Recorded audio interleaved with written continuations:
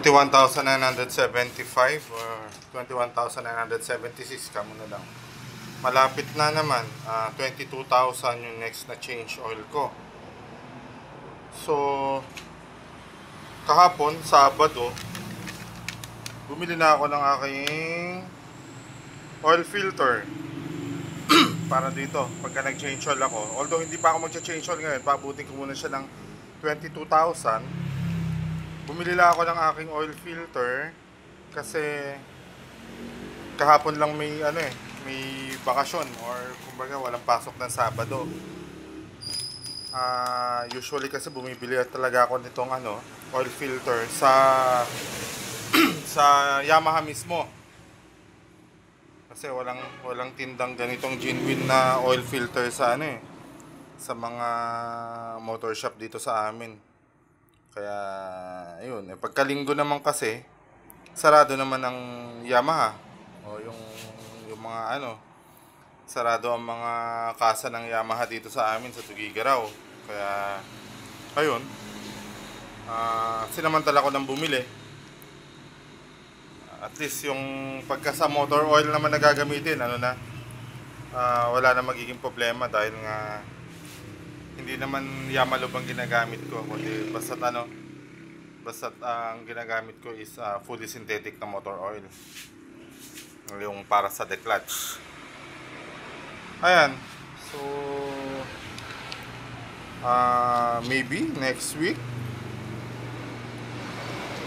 pero linggo na kasi may overtime ko during Saturdays kaya mga linggo na next week saka ako makakapag change oil na naman.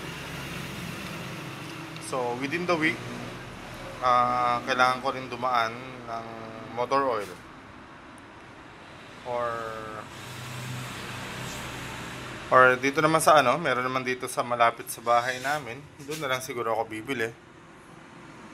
Basta't importante, ang ginagamit ko lagi is fully synthetic na motor oil para every 2,000 nag-change oil ako.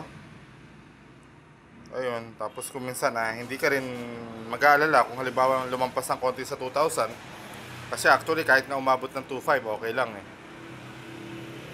So yun, alagang change oil lang para sa ating motor para magtagal siya. Actually itong motor ko 6 years na to 6 years na siya noong March. So although ito pa lang ang tinakbo dahil nga bihira naman magamit, kumbaga ngayon na lang ulit na nagagamit-gamit nung ma-employ na ulit ako pang opisina bahay. Ayun, at least araw-araw. So isa pa nga palang observation ko dito, share ko lang. Observation ko dito sa ating YTX, pagka everyday use siya, gumaganda ang performance. Kabaligtaran naman pagka yung nakaparada lang at napakabihira mong gamitin. Pagka halimbawa 2-3 beses mo lang gamitin sa isang linggo, nung during pandemic times saka nung wala pa akong nung bakante ako sa work, so napakabihira akong gamitin, ganoon 2 to 3 times a week ko lang gamitin o minsan 4 times. Hindi ako kontento sa performance itong YTX ko. But then ngayong araw-araw nagagamit ko na siya, nag-i-improve, mas gumaganda. So ayun, yun lang pala ang sekreto ng YTX natin. Gaya nga nasabi ko, tamang change oil or yung alagang change oil lang. Huwag natin siyang pababayaan. Huwag pababayaang masyadong matagal yung change oil o madumi na yung langis bago natin change oil. Saka hanggat maaari kung kaya, eto, palit tayo lagi ng every change oil natin magpalit tayo ng oil filter. Kung halimbawa man wala kayong mabiling Yamaha mismo, pwede na yung sa Baja, yung sa Baja CT100 or CT125, ganun, pareho yata yun basta yun, dati kasi na-try ko na rin yung CT Baja 100, okay naman, alternative, pwede na yun. So yun lang,